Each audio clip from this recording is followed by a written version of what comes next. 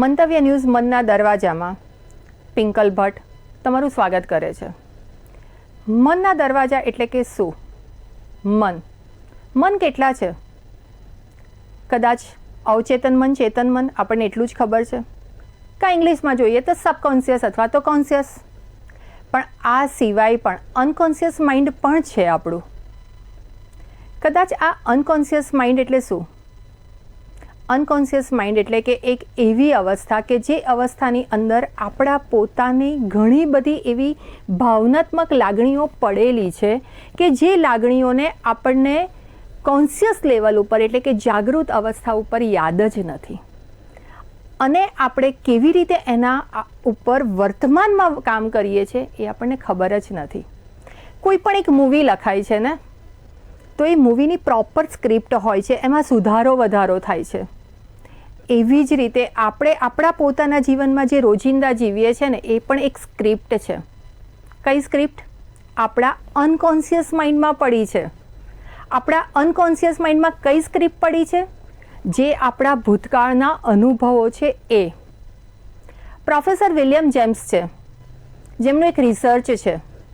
જે રિસર્ચની અંદર એમનું કહેવું છે કે 10% જેટલો પણ માઇન્ડનો જે યુઝ છે કે માઇન્ડ પાવર જે કહેવાય એ યુઝ નથી થયું. આઇન્સ્ટાઈન, આપણે બધાએ આનું નામ સાંભળેલું છે. એમણે એમના પોતાના જીવનકાળ દરમિયાન 4.5% જ એમના પોતાના માઇન્ડનો યુઝ કર્યો છે. આપણે આના આગળના એપિસોડ મનના દરવાજામાં જોયું હતું કે કયું માઇન્ડ પાવરફુલ છે? Subconscious mind. સબકોન્શિયસ માઇન્ડનો પાવર કેટલો છે? 90%. જે જાગૃત અવસ્થાથી આપણે કામ કરીએ છીએ એનો પાવર છે માત્ર 10%. અને જે રિયલ પાવર છે એ સબકોન્શિયસ માઇન્ડનો છે, અને જેનો 90% પાવર છે એનો પાવર 4.5% આઇન્સ્ટાઈને યુઝ કર્યું છે. તો હવે વિચારો કે આપણે કેટલો વાપર્યો હશે. કારણ કે કોઈ પણ સ્કૂલ, કોલેજ, યુનિવર્સિટી પાસે આ કેવી રીતે આપણા પોતાના મન સાથે કામ થાય, આપણા પોતાના મનની આપણા શરીર ઉપર, આપણી લાગણીઓ ઉપર અને આપણા સંબંધો ઉપર કેવી રીતે અસર પડે છે, કદાચ આપણે આ સમજ્યા જ નથી. અથવા તો સમજ્યા છે પણ એના ઉપર બિલીફ નથી કરી. કેમ નથી કરી?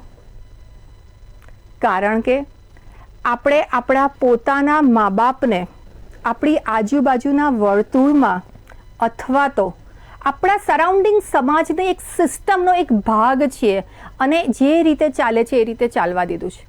સવાલો કરવા અથવા તો એ સવાલોની અંદર ઉતરવું એ આપણા પોતાની અંદર જ નથી. આપણે એક સુંદર વાત કરીએ. ભૂલવાની બધી જ વાતો યાદ છે, માટે સંબંધોમાં સંવાદ નહીં પણ વિવાદ છે. આજે એવું જ મનના દરવાજામાં મંતવ્ય ન્યૂઝ એક નવું એપિસોડ લઈને આવ્યો છે. અને એ એપિસોડની અંદર દરેક જણ, તમે અને હું અનુભવીએ છીએ કે સંબંધોની પરિભાષા. સૌથી વધારે સંબંધો પોતાની અંદર જ અથડામણ કરે છે. અને એવું કહેવાય છે કે રિલેશનશિપની અંદર રહીને માણસ સૌથી વધારે એકલતા અનુભવે છે. એટલી લોનલીનેસ રિલેશનશિપની બહાર નથી. એક સુંદર વાત પૂછું તમને. એવો કોઈ એક વ્યક્તિ બતાવો કે જેના મેરેજ નથી થયા, એટલા માટે એણે આત્મહત્યા કરી. કદાચ નહીં મળે. અને એવા તમને અનેકો લોકો મળશે કે જેમના મેરેજ થયા છે અને સંબંધોની અંદર લોનલીનેસ છે અથવા તો ખાલીપો છે, અને માટે એમણે આત્મહત્યા કરી છે.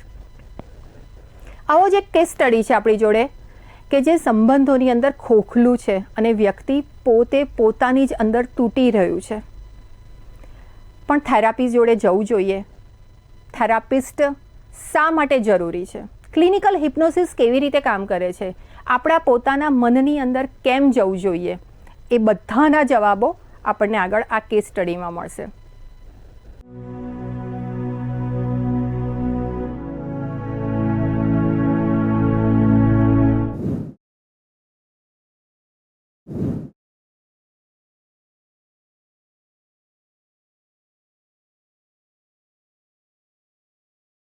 કેમ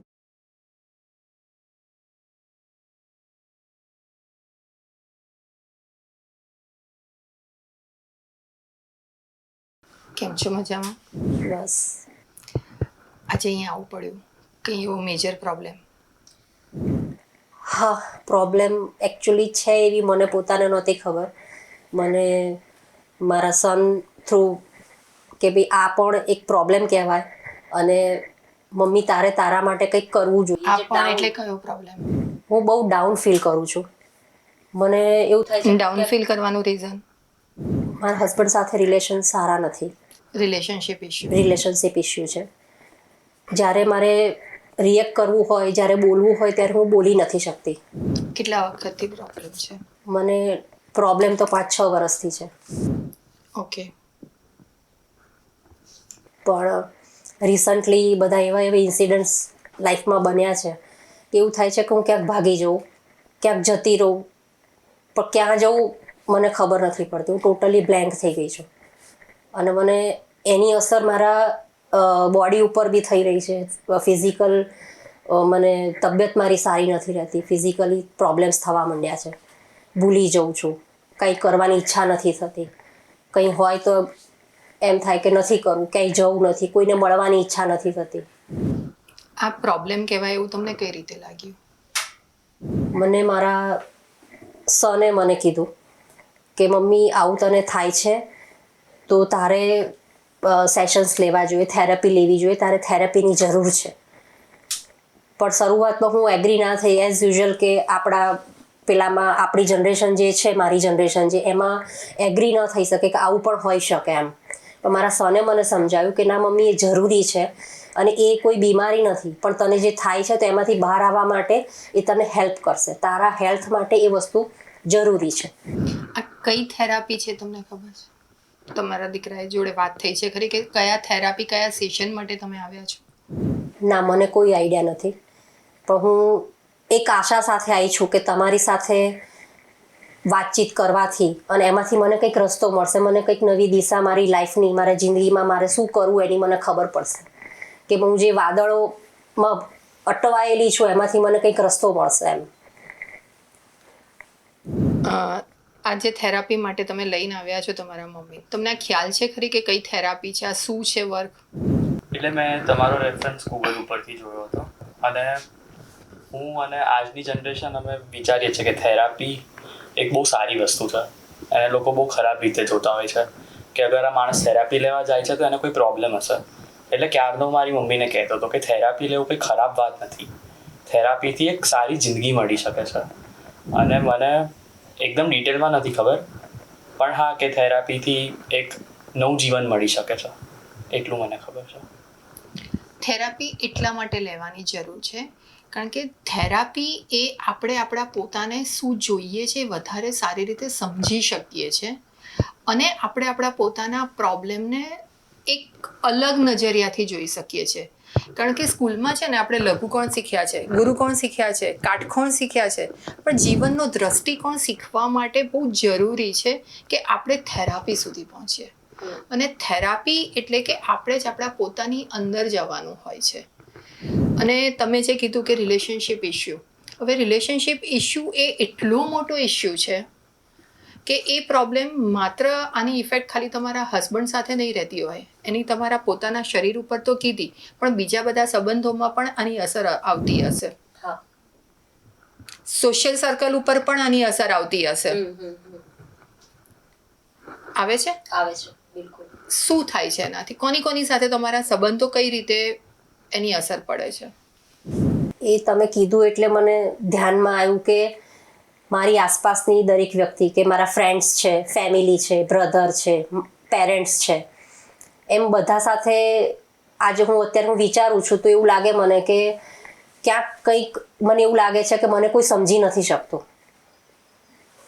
એ અંદરથી મને જે પીડા કહે ને કે મારે જે કહેવું છે હું કહી નથી શકતી. એટલે એ લોકો કોઈ સમજી નથી શકતા કે તમે તમારા પોતાના પ્રોબ્લેમને સમજી નથી શકતા? એક્ઝેક્ટલી. મારા પ્રોબ્લેમ શું છે હું નથી સમજી શકતી. જેની ઇફેક્ટ આપણે બ્લેમ સરાઉન્ડિંગ સર્કલમાં આપી દઈએ છીએ અને એ ભાર આપણે સોશિયલ સર્કલ અથવા ફેમિલી સર્કલ કે ફ્રેન્ડ સર્કલમાં આપી દઈએ છીએ કે તમે મને સમજો. હા એક્ઝેક્ટલી. જેમ કે 100 તાવ આવે ને તો આપણને એમ થાય કે હમણાં ઉતરી જશે શરીરમાં તાવ છે તો 101 તાવ આવે તો કદાચ આપણે ઘરમાં મેટાસિન કે બીજી કોઈ દવા લઈ લીધી તો તાવ ઉતરી જશે. કદાચ 102 તાવ થયો તો અત્યારે કોરોના પછી બધાને ખબર છે કે ભાઈ ડોલો લઈ લઈશું તો તાવ ઉતરી જશે. પણ 2 ટાઈમ ડોલો લીધા પછીથી પણ જો તાવ નથી ઉતરતો તો કમ્પલસરી આપણે ડૉક્ટર સુધી પહોંચવું પડે. એવી જ રીતે રિલેશનશિપ ઇસ્યુ કે સોશિયલ સર્કલ કે પોતાનાની અંદર કે આપણે આપણી જાત સાથે કહેવાય ને કે ફાઇટ કરીને થાકીએ છીએ, જેની અસર આપણા બધા જ સંબંધો બગાડીએ છીએ. અને આ બધા સંબંધો બગડ્યા પછીથી પણ જો આપણે થેરાપી સુધી નથી પહોંચતા કે થેરાપિસ્ટને એટલા માટે કોન્ટેક્ટ કરવો જોઈએ કે જ્યારે આપણે આપણી જાતે પ્રોબ્લેમનો સોલ્વ નથી કરી શકતા. અને સૌથી કરુણાની વાત એ છે કે ફિઝિકલ પ્રોબ્લેમ હશે ને, તમને કેન્સર થશે અથવા તો હાર્ટનો પ્રોબ્લેમ થશે, કિડનીનો પ્રોબ્લેમ થશે, લીવરનો પ્રોબ્લેમ થશે તો તમે 10 જગ્યાએ ફોન કરીને કહેશો કે મને આ પ્રોબ્લેમ થયો છે, હું આ ડૉક્ટરને મળવા ગઈ. તારી પાસે કોઈ બીજા ડૉક્ટરનો નંબર હોય તો મને કહીશ. સારા કોણ છે? ફિઝિકલ હેલ્થને આપણે બહુ પ્રાયોરિટી ઉપર મૂકી છે, પણ સંબંધોની અંદર રહી અને જ્યારે આપણે ખોખલા થતા જઈએ છીએ એ ખોખલાપણાને અથવા તો એની સીધી અસર આપણા મેન્ટલ હેલ્થ ઉપર પડે છે, એને આપણે પ્રાયોરિટી મૂકી જ નથી. સાચી વાત છે. કોઈને કહેતા પણ સંકોચ થાય છે કે હું સફર થઈ રહી છું, હું કોઈને કહી નથી શકતી, હું જે ફીલ કરી રહી છું એ એક્સપ્રેસ નથી કરી શકતી હું. કારણ કે આપણું સમાજ જ એ રીતે બન્યું છે કે મેન્ટલ પ્રોબ્લેમ એ પ્રોબ્લેમ નથી. ઘણા લોકો જાય સાયકોલોજિસ્ટ જોડે, ઘણા લોકો ક્લિનિકલ હિપ્નોસિસ કરાવે, જેની પાસે બહુ જ બધું મગજ નથી, પાગલ છે, એને થેરાપીની જરૂર છે. ફિઝિકલ હેલ્થમાં પ્રોબ્લેમ છે તો આપણે ઢંઢેરો પીટીશું કે હું માંદી છું. લોકોને ખબર પૂછવા વેલકમ કરીએ છીએ. મેન્ટલ હેલ્થનો ઇસ્યુ છે તો આપણે કોઈને કહેવા જ રેડી નથી કે મને સપોર્ટ સિસ્ટમની જરૂર છે, મને એક સાથની જરૂર છે, મારે પોતાનાને વધારે સારી રીતે સમજવાની જરૂર છે, મને કોઈક સારા થેરાપિસ્ટ જોઈએ છે, મને કોઈક સારું કાઉન્સિલર જોઈએ છે.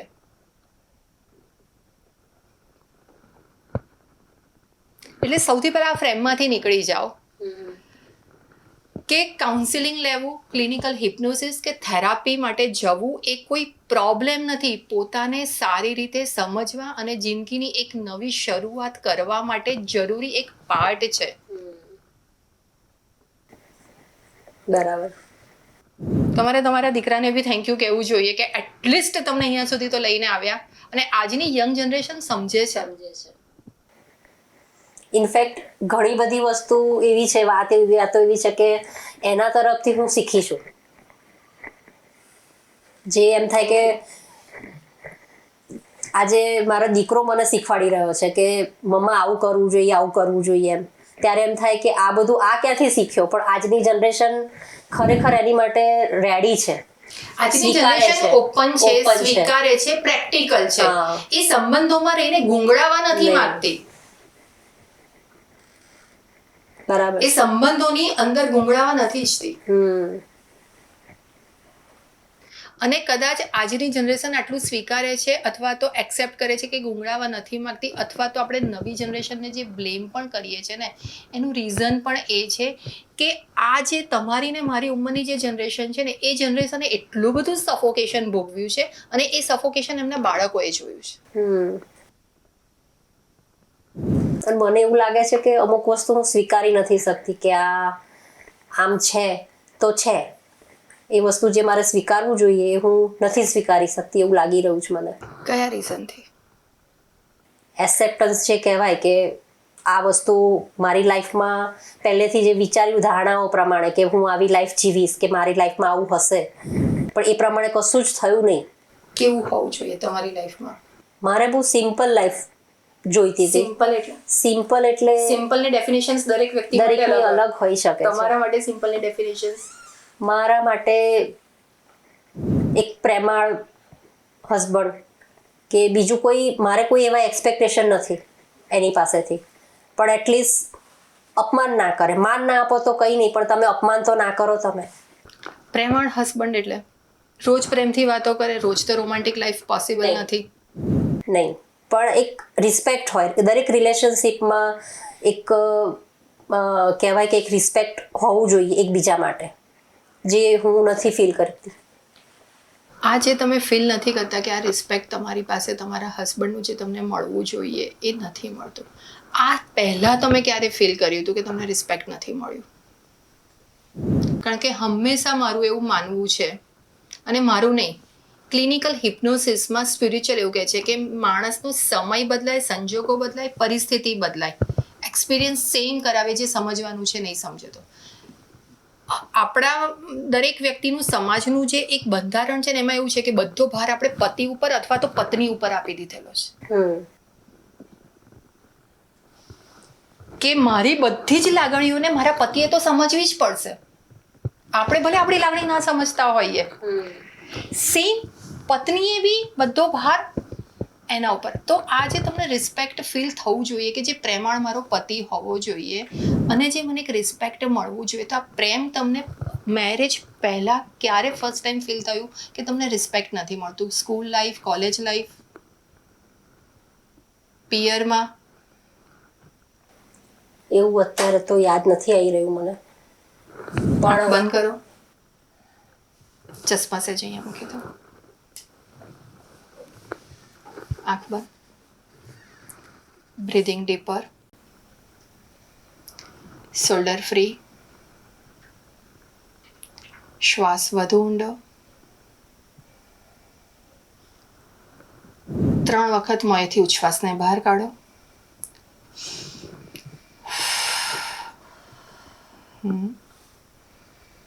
ટૂંટી સુધી લઈ જઈને હોલ્ડ. હવે બહાર, ફરી ઊંડો. ફર્સ્ટ થોટ, ફર્સ્ટ ફિલિંગ, ક્યારે ફર્સ્ટ ટાઈમ ફીલ થયું? નાનપણમાં. યાદ આવ્યું? સબકોન્શિયસની પાસે બધી જ મેમરી છે આપણી, અને એ જ રીતે આપણું કોન્શિયસ માઇન્ડ રિએક્ટ કરે છે. શું થયું હતું નાનપણમાં?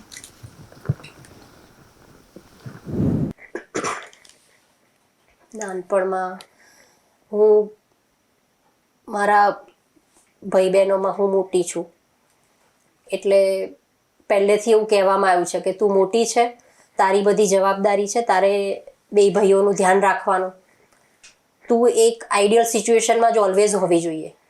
એટલે હંમેશા મેં મારી જાતને એક આઈડિયલ જ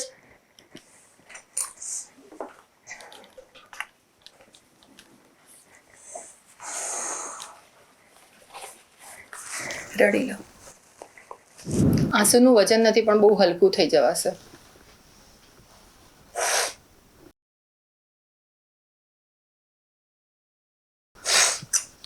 બધા એવું કહે કે રડવું નહીં, પણ હંમેશા રડવું સારું હોય છે. મેં મારી જાતને હંમેશા આઈડિયલ સિચ્યુએશનમાં જ જોઈ કે મારાથી એવું કશું જ ના થઈ જાય જેનાથી મારા પેરેન્ટ્સ કે સ્પેશિયલી મારા ફાધરને એમ થાય કે મારી છોકરીએ આવું કર્યું. એમ ઓલવેઝ હું આઈડિયલ સિચ્યુએશનમાં જ રહેવા માંગુ, અને એવું જ હંમેશા કરું કે મારા માટે કોઈ કમ્પ્લેન ઊભી ના થાય, કે કોઈ એમ કે આની દીકરીએ આવું કર્યું. એ વસ્તુ ક્યારેય ના થવી જોઈએ. એનું મેં હંમેશા ધ્યાન રાખ્યું. પણ જ્યારે ઘરમાં કોઈ બી સિચ્યુએશન એવી ઊભી થાય ત્યારે બ્લેમિંગ મારા ઉપર જ આવે. એ વસ્તુથી બહુ હર્ટ થતી હતી હું, કે આમાં મારો શું વાંક છે, એમ જેનો જવાબ મને ક્યારેય નથી મળ્યો. અત્યારે આપી શકવાનો જવાબ? કમ્ફર્ટેબલ છો તમે? વાંક કશો જ નથી, પણ એ સરાઉન્ડિંગ, એ જે સિચ્યુએશન હતી, તમે બધી જવાબદારી ઉપાડી? એ બધી જવાબદારીમાં એક આઈડિયલ દીકરી બનવાનો પ્રયત્ન કર્યો? એ આઈડિયલ દીકરી બન્યા એમાં તમે એ આઈડિયલ બધું કર્યું, તમે સેલ્ફને રિસ્પેક્ટ આપ્યું? નહીં. હવે તમે તમારા સેલ્ફને જ રિસ્પેક્ટ નથી આપ્યું તો આગળ દુનિયામાં ક્યાંથી કોઈ આપશે? કરેક્ટ. મળ્યો જવાબ? આંખ બંધ કરો ફરી. શ્વાસ વધુ ઊંડો, ડીપર. પોતાના સેલ્ફને ટાઈટ હગ કરો. સેલ્ફને એકદમ ટાઈટ હગ કરો. હજુ વધુ. અને મારી સાથે તમારે ફીલ કરવાનું છે. હું બોલીશ, તમારે ફીલ કરવાનું છે, મહેસૂસ કરવાનું છે, અનુભવ કરવાનો છે કે તમે તમારા પોતાને રિસ્પેક્ટ આપી રહ્યા છો. આ દુનિયામાં કોઈ પરફેક્ટ નથી. ભૂલ હંમેશા થવી જોઈએ અને નવી નવી ભૂલો થવી જોઈએ તો જ ગ્રોથ થઈ શકે. જવાબદારી દિવસે દિવસે સમયાંતરે બદલાતી રહેતી હોય છે, પણ હું મારા પોતાને રિસ્પેક્ટ આપું છું.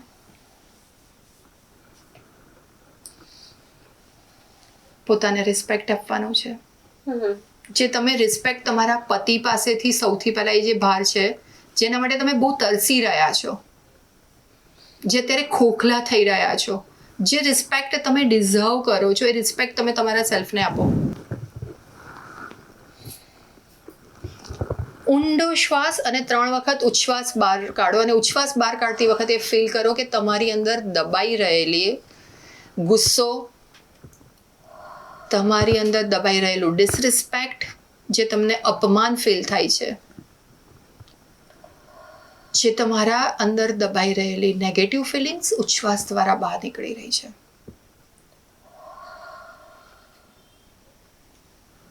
Normal breathing. નાકેથી જ શ્વાસ લો અને નાકેથી જ ઉચ્છ્વાસ બહાર કાઢો. ફીલ કરો, મહેસૂસ કરો, અનુભવો કે તમે તમારા પોતાની અંદર એકદમ કમ્પ્લીટ છો. તમારી આજુબાજુનું સોશિયલ સર્કલ તમને સમજી રહ્યા છે, સમજી શકે છે.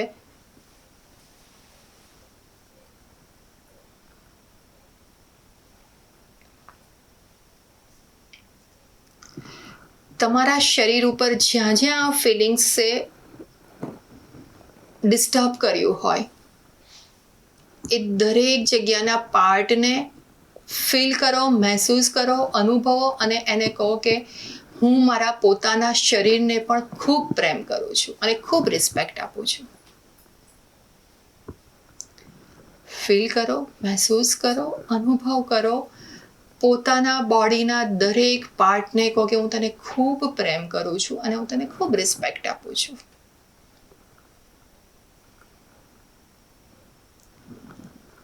મનની આંખોથી નજરની સામે તમારા હસબન્ડને લાવો. એમને કહો, આઈ respect you, I acknowledge you. Feel કરવાનું છે, મહેસૂસ કરવાનું છે કે મનની આંખોથી તમારી નજર સામે તમારા હસબન્ડ છે. તમે એમને કહી રહ્યા છો, આઈ respect you and I acknowledge you. જે બી આટલા repeat. I respect you, I acknowledge you. જે બી આટલા વર્ષોની મનની અંદર જે બી ગાંઠો બંધાયેલી છે, ગાંઠોને તમે છોડી રહ્યા છો. તમારા હસબન્ડ તરફથી બનેલા જે બી અણબનાવો છે, અણબનાવને તમે છોડી રહ્યા છો.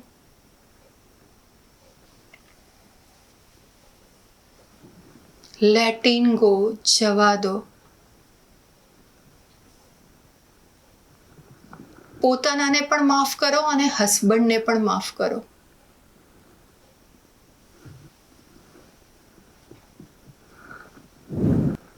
થોડીક પોતાના માટે પણ કરુણા બતાવો અને પોતાનાને પણ માફ કરો. ગિલ્ટમાંથી બહાર નીકળો. પરફેક્ટની રેસમાંથી બહાર નીકળો. નોર્મલ બ્રીધિંગ, ડીપર, અને 3 વખત એક ઉચ્છ્વાસ લો અને એને 3 વખત બહાર કાઢો મોંએથી. 3 વખત ઉચ્છ્વાસને બહાર.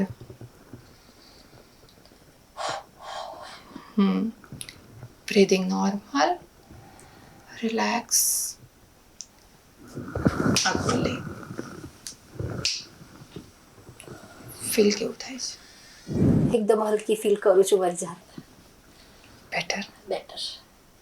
રિલેક્સ. આ જે થેરાપી માટે આવ્યા હતા, મેં તમારું ક્લિનિકલ કાઉન્સિલિંગ કર્યું અને સાથે હિપ્નોસિસ થેરાપી કરી.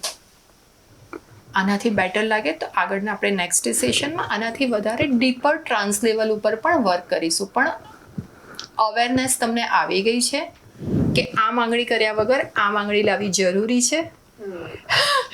એક પર્સન ઉપર બધો જ ભાર નાખ્યા વગર આપણી લાઈફની આપણી રિસ્પોન્સિબિલિટીને આપણી ફિલિંગ્સનો ભાર આપણા ઉપર હોવો જોઈએ. આ એક અવેરનેસ આવી ગઈ છે. સેલ્ફ લવ ઉપર આવી ગયા છો. એક બેટર કે એટલીસ્ટ 3 વીક સુધી ગ્રેટિટ્યૂડ પ્રેક્ટિસ કરો. બરાબર. ચોક્કસ.